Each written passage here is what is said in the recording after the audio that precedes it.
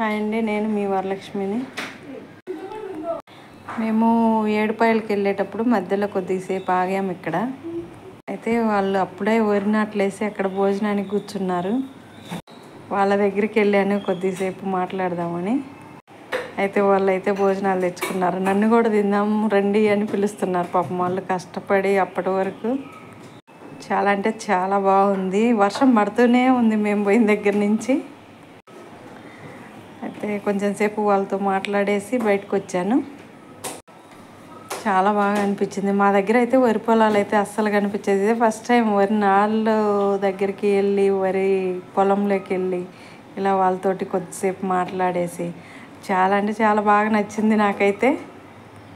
అయితే వాళ్ళైతే నన్ను నువ్వు కూడా తినక్క కొద్దిగా అని అంటున్నారు. పాపం వాళ్ళు ఎంత బాగా మాట్లాడారో నాతో. అయితే వాళ్ళు కొంచెం తినమ్మా అని అంటున్నారు. మేము తినేసి వచ్చామమ్మా అని నేనైతే చెప్పాను.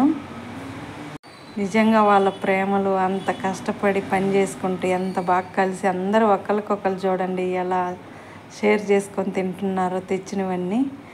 నాకైతే చాలా బాగా నచ్చింది.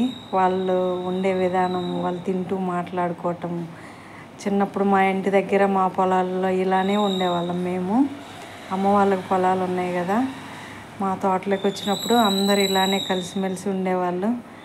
పనికి వచ్చినప్పుడు వాళ్ళతోటి కొద్దిసేపు స్పెండ్ చేశాను. చాలా అంటే చాలా బాగా అనిపించింది నాకు. కొంచెం తినమ్మా అని ఎంత ప్రేమగా పలకరించారు వాళ్ళైతే. నిజంగా అండి, కష్టం చేసినా అలాంటి ప్రేమలు అలాంటి వాళ్ళ దగ్గరే దొరుకుతాయి. వాళ్ళు ఎంత కష్టపడ్డా కానీ అందరూ ఒకే చోట కూర్చొని తింటుంటే ఫుల్ హ్యాపీ అనిపించింది నాకైతే. నిజంగా పాత రోజులు అయితే నాకు గుర్తొచ్చాయి. మా ఇంటి దగ్గర మేము అలానే ఉండేవాళ్ళం. తమ్ముడు ఒకసారి హాయ్ చెప్పన్నాను. పాపం ఎమ్మటే హాయ్ అక్క హాయ్ అని చెప్తున్నాడు. ఇంకా నేనైతే లేచి బయలుదేరాను.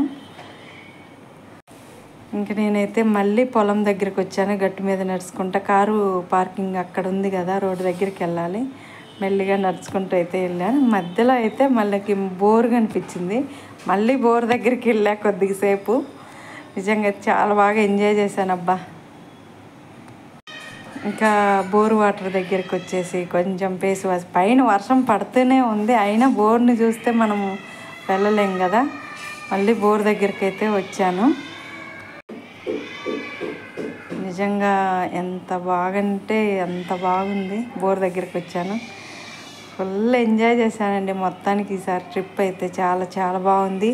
మీరు ఎవరైనా సిటీ నుంచి బయటకు వచ్చి అలా కొద్దిగా రిలాక్స్ అవ్వాలి అనుకునే వాళ్ళకి మంచి ప్లేస్ ఇది. మీరు ఎవరైనా మెదక్ ఏడుపాయల అమ్మవారి గుడికి వెళ్ళి ఇలా మధ్యలో ఈ గ్రీనరీ, ఈ పచ్చదనాన్ని ఆస్వాదిస్తూ చాలా చాలా బాగా ఎంజాయ్ చేయొచ్చు. మీకు నచ్చితే మీరు వెళ్ళండి, చాలా బాగుంటుంది.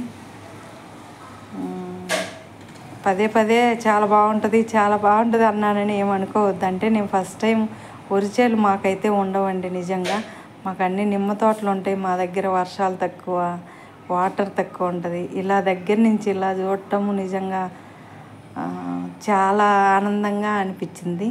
అందుకే పదే పదే చాలా బాగుంది అంటున్నాను. నాకైతే చాలా బాగా నచ్చింది ఫ్రెండ్స్.